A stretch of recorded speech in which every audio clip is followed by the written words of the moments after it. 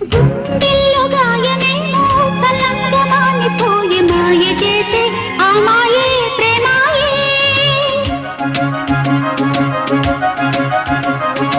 ఎంత గాయమైన గానీ నా మేనికేమి కాదు పువ్వు సోకి నీ సోకు కందేనే.